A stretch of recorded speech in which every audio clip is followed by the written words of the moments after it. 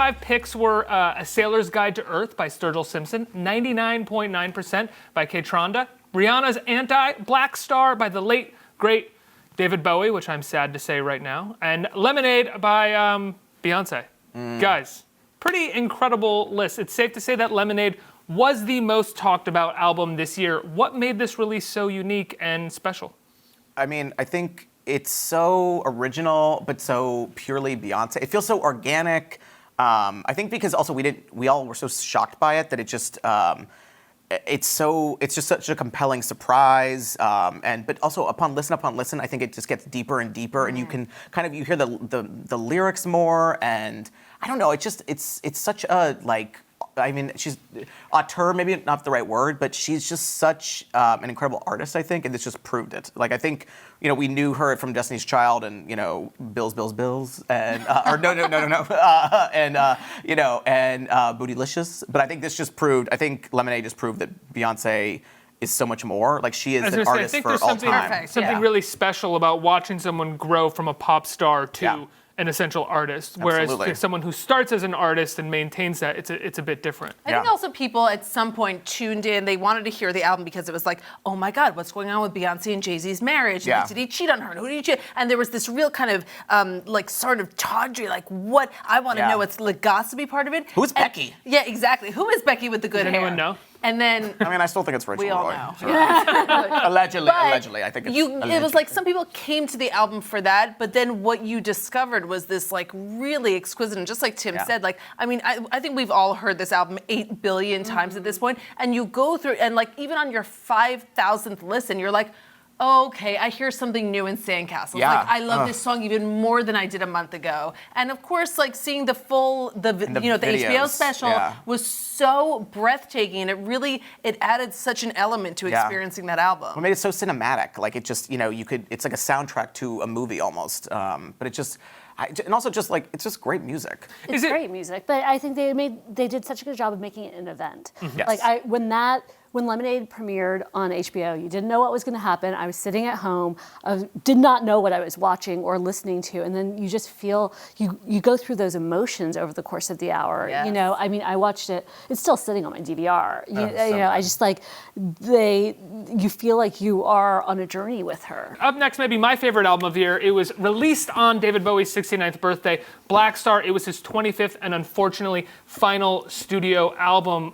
When you guys listened to this, did it feel like he knew and was leaving his last album behind? Well, that definitely seemed to be the general consensus. Yeah. He knew he was sick. He knew he didn't have a lot of time left, and he wanted to leave this. It was a personally important album for him.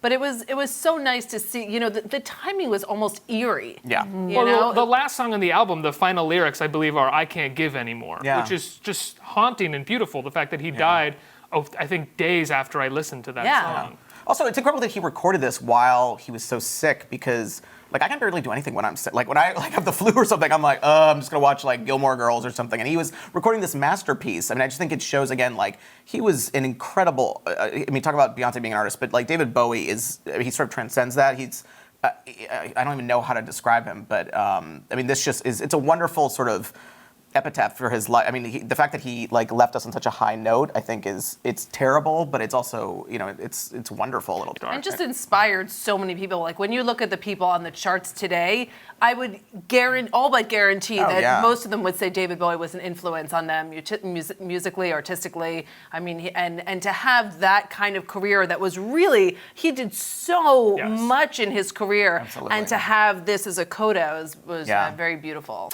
Was there a highly anticipated album this year that you were disappointed by? You know what? I did not love Auntie. Maybe I'm the only person. I thought it was sorry, Rihanna, don't hurt me. I just I didn't love Work either. I didn't think that was so I don't know. I didn't love that album, but I love her. So I don't know. A lot of people did like Auntie, so I don't know. I think I'm in the minority.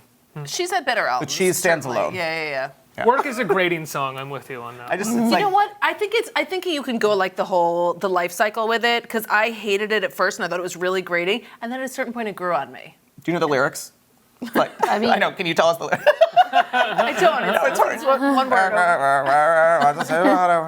You're getting Great us sued right rendition. now, Tim, by singing Yeah. it. sorry, Entertainment Weekly's top 5 movies of the year were Jeff Bridges' mumbling drama Hell or High Water, The Lobster, Manchester by the Sea, Moonlight, and La La Land.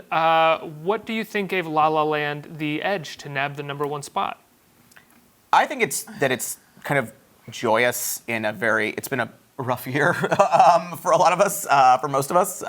So I think La La Land it's about love and it's about hope and it's about dreams, and I think that's what that sort of optimism just radiates off it, and I think that just sort of shines through a really gloomy, crummy year. And when you think about it, I mean, really, there are 3 movies that will be coming up over and over in this coming award season. It's going to be Moonlight, Manchester by the Sea, and La La Land, and those, I believe, are our top 3 on this list. And of those 3, I mean, Manchester and Moonlight are breathtaking and beautiful in so many ways, but like, you're not walking out of the theater and being like, I want to dance down the sidewalk on, Fifth Avenue. Right. Whereas you see La La Land and it's just like, it's like Tim said, it's just like you're in the best mood, and which is not to say that there aren't like sad moments and heartbreaking moments or whatever, but it is so beautiful, and it feels like you've just moved into old Hollywood, and it's just like it's really colorful. A different experience. It's like this set. It's a lot of yellow. Give me a couple minutes, I'll start dancing. Okay, all right. I think Ryan Gosling and Emma Stone clearly just have such a special chemistry. Yeah. We saw it in Crazy Stupid Love,